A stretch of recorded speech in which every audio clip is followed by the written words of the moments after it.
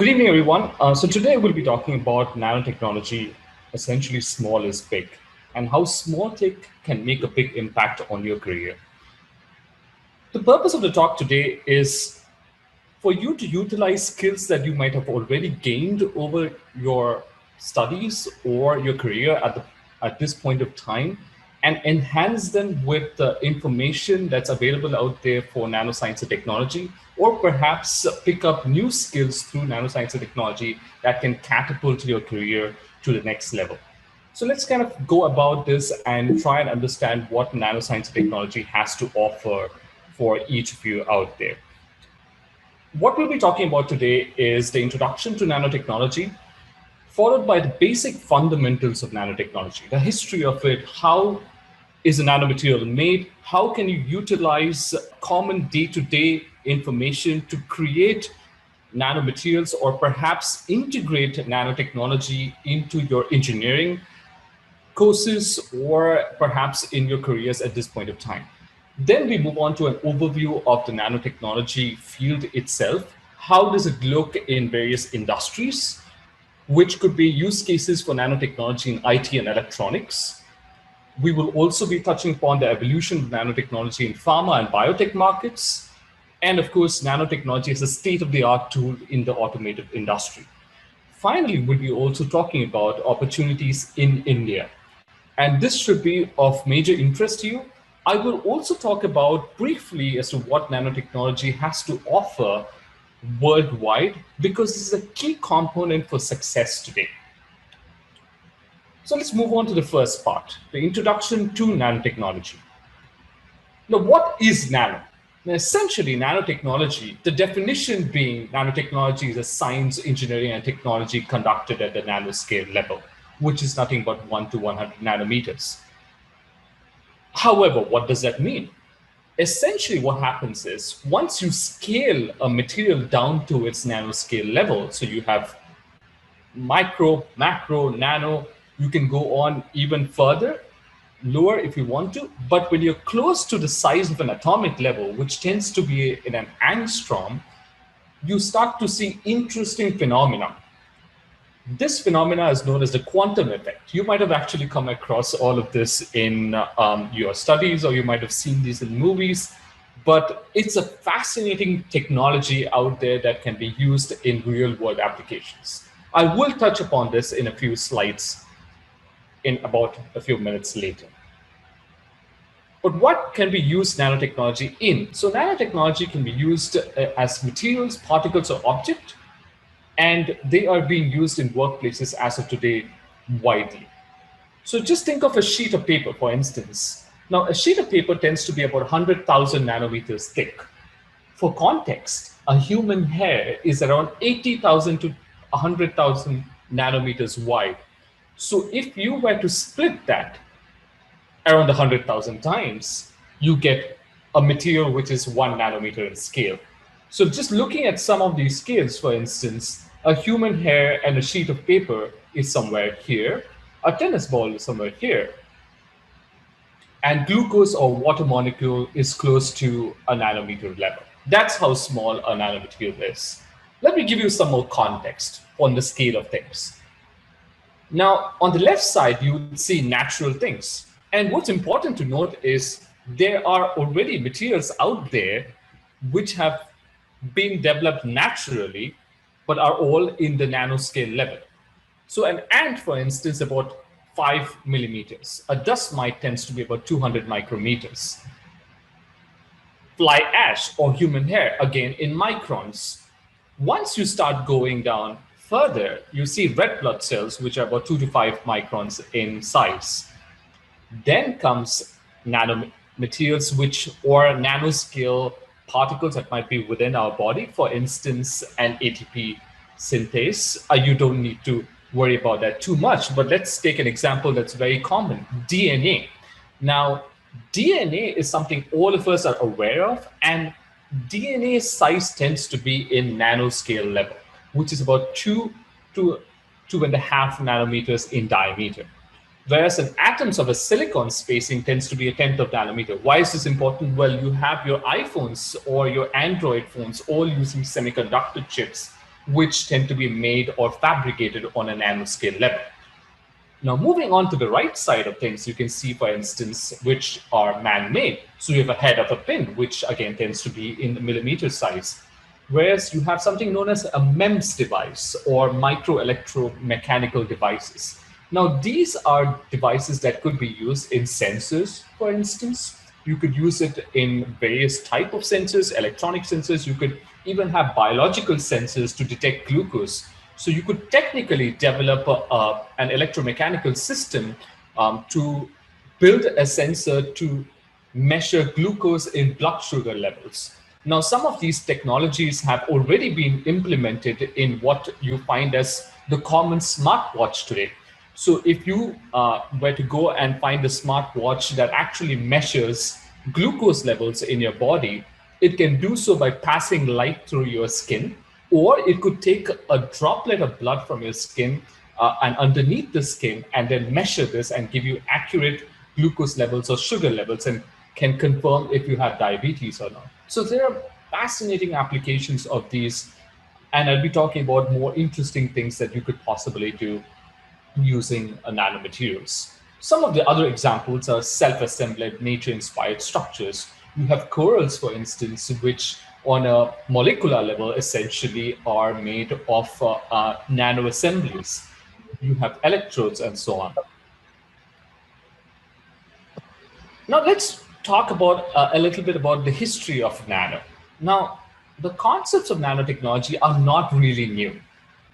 So an early example of nanomaterials that have been out there is stained glass windows. Now, if any of you have walked into, say, for example, an old building with stained glasses, which have a prismatic effect where it reflects light, now this tends to be made of nano level structure in the glass. In fact, if you were to walk into an old cathedral, for instance, you can often see stained glass windows. And these were some of the earliest nanomaterials that were being used without the people who were making these materials even knowing that these are actually nanomaterials, because they use something known as gold nanoparticles. Now, how does this work? Well, technically, gold in its normal or bulk form is yellow in color. However, if you shrink gold down to its nanoscale, gold starts to exhibit all of these beautiful colors such as red, green, blue, etc. And this is because of the quantum effect exhibited by gold. And hence you can come up with interesting applications you might have never thought of had you not scaled it down to the nanoscale level. So it was actually Professor Taniguchi of Tokyo Science University who used or coined the word nanotechnology to describe what it is to make a nanometric material and have nanometric tolerances. However, it was Dr. Richard Feynman who actually wrote the first book as to why can't we write the entire 24 volumes of Encyclopedia Britannica on the head of a pen. So Feynman was one of America's most notable physicists, and he came up with this interesting phrase that there is plenty of room at the bottom, which essentially means that you can technically scale down any material to its nanoscale level and come up with interesting properties. Some of you might have seen or seen movies with this term called gray goo. So essentially what it is a sci-fi version of nanomaterials where a self-replicating robot gains autonomous artificial intelligence machines or becomes so sentient, so to speak. But moving on from science fiction to what is reality today is the buckyball. In fact, the first Nobel Prize in chemistry, this was actually one of the first Nobel Prize awarded for nanoscience and technology to three gentlemen, Harold Kroto, Robert Curl, and Richard Smalley from Rice University, Texas, who came up with this material known as carbon-60, or what is commonly known as the buckyball, which is shaped like a soccer ball but happens to be in the nanoscale level. Now, what's interesting about carbon-60 is it's one of the firmest and the hardest materials on the planet. And a version of this, you might have heard this material out there called graphene. Now, graphene is an extremely popular nanomaterial today, and also won the Nobel Prize in 2000 or in the late 2000s, I believe. And graphene is harder than steel, is actually stronger than diamond, has a conductive property stronger than copper. So it is very much a super material, so to speak. Now let's talk about how is all of this achieved. Now the basic fundamentals of nanotechnology. So how do we actually go on to make a nanomaterial? So you could do or prepare a nanomaterial in two different ways. That is, nanotechnology can be top-down. You can etch a block of material down to its desired shape. So let's say you were to take a chip of silicon, and then you could keep etching it using strong acids, and then form a silicon chip small enough on the nano scale to actually make chips and processors where you can have transistors on these. Now, this is the technique that's commonly used by the semiconductor industry. So if you are in engineering, specifically in IT electronics, then this might be of a major interest to you, because you don't have to be a chemist or a physicist to actually know about how to prepare or make a silicon chip out there. You're already studying engineering, you're already having careers in engineering. If you were to understand the fundamentals of nanotechnology as to how that silicon chip is made, possibly you could add more transistors to that silicon chip by stacking the transistors one on top of another. And a lot of you might have come across this term known as the Moore's law, and we will be talking about that a little later and how that actually works with nanotechnology. Moving on to the other technique, bottoms up. Now, if you see, you could also technically build a nanomaterial by stacking a nanomaterial atom by atom, like a Lego block, so to speak. So you could, for example, take carbon nanotubes or quantum dots, which are again small materials in about the size of a nanometer or 2 nanometers, stack them one over another, and then keep building it like a building, and then make a nanomaterial. In this case, of course, you would have a larger one. So for example, as you can see in the picture here. Now, just to give you an idea as to how these nanomaterials might look like, so this is just me sharing some pictures of zinc oxide by one of the most prominent nanotechnologists out there. Now, all of the pictures that you actually see here is zinc oxide, but you can see how many different shapes can be achieved. And this is the interesting property of a nanomaterial, wherein if you were to shrink the nanomaterial down to different sizes, you could get different shapes. And all of these different shapes actually exhibit different kind of properties. So they would have different chemical and physical properties. Some might have higher conductance, some might have higher electron mobility, some might have a better strength, for instance. Or you could say zinc oxide, which is commonly used in sunscreen lotions in the cosmetic industry. Some of these zinc oxide exhibit better properties of reflecting sunlight and hence protecting your skin from cancer. So all of these zinc oxide have different properties, but the essential fact here is you could utilize this technology to shape a material into any shape that you are interested in and come up with interesting properties. So talking about these properties, what kind of applications are we looking at? So some of the earliest applications that came out over a decade ago was actually high performance ski wax. You have skin creams, as I mentioned. You have sunglasses. Some of the most famous brands out there coat their reflective or Polaroid sunglasses with nanomaterials. In fact, you might even have nanomaterial coatings on the windshields of your car. Another example that you can actually go and look up right now is what Apple is doing with some of its computers or MacBooks. They actually have screens out there which uses nano-textured glasses. What does this mean? The nano-textured glasses means it can actually stop the reflection of light because you're etching the material in such a way that it reduces glare in the monitor. So if you were to sit in a brightly lit room, You no longer have to see glare. And I'm sure that's one of the most common problems that you might come across on your phones or on your computer screens, considering everything works on a screen these days. Um, some of the best cameras out there or televisions out there today use something known as an OLED technology. You might have again come across all of this in advertisements. And OLED is nothing but an organic light emitting diode. So you might have in your engineering courses same light emitting diodes, but you can actually create these organic light emitting diodes using nanomaterials, where each individual OLED lights up and hence give you better picture quality or gives you better sensor quality on a picture. Similarly, you have sports, for example, tennis rackets and balls. In fact, some of you might, if you're interested in cricket, for instance, you have the cricket ball where in the day and night test matches as they are played, there are talks about coating the cricket ball with a certain nanomaterial coating such that it does not lose its shine. So there you go, an example that strikes you right at home. What about the overview of technology now that we've looked at some of these applications? Now, nanomaterials essentially is using the physics and chemistry to revolutionize the performance of a material. But it is the engineers who are using this material to come up with interesting applications.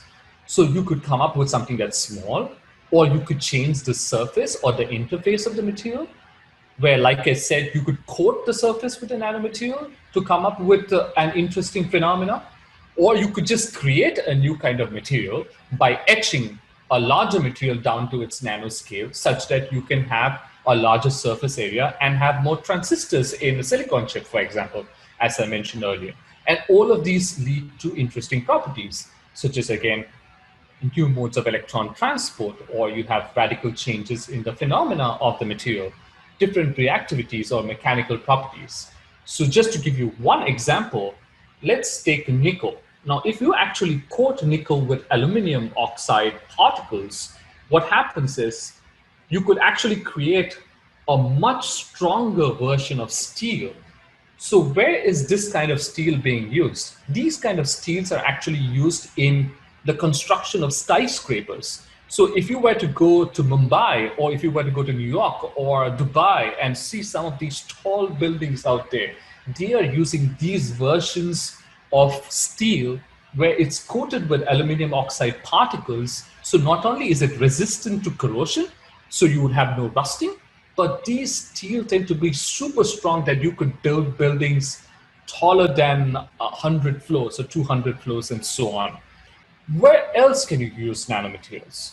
So all of you might be from different streams. So you could be, for example, civil engineering. So an example that I shared, or electronic engineering, mechanical engineering, automotive, aerospace, no matter what field you're in. Nanoscience and technology is a highly agnostic field. In other words, it's highly multidisciplinary. Does not matter which field you're from. You could technically use nanotechnology in any field. So some of these examples being information technology, quantum electronics or magnetic memory, spintronics, your solid state drives in your computers could use nanomaterials to improve the read and write speeds. Your energy, large scale, low cost nanoparticle for solar energy conversion. So you might have heard solar energy so many times. This largely uses a variation of titanium dioxide and a material that you might have or may not have heard called perovskite. And I can tell you, in a few years from now, it's very much possible that someone is going to be winning the Nobel Prize for this material called perovskite, because they can potentially replace the copper wires that we use today for transporting energy, or using the non-renewable sources of energy today, because these can convert solar energy with an efficiency of over 50% as of today. And that's fascinating because up until a few years ago, all it could do was 7 to 8%. In healthcare, you have drug delivery. So what you could possibly do is, because of how small a nanomaterial is, you could coat something known as a gold nanoparticle with a drug, and then go and target specific diseases. In fact, as of right now, a lot of tests are happening for COVID, for instance, where they are trying to use nanomaterials to load drugs and then possibly penetrate the nucleus of your cell, wherein it can directly attack the coronavirus and possibly treat it. So healthcare is a huge industry for nanoscience and technology. Environment, similarly, it could possibly reduce waste reduction. Nanomanufacturing, you could have lower waste or energy efficient manufacturing and so on.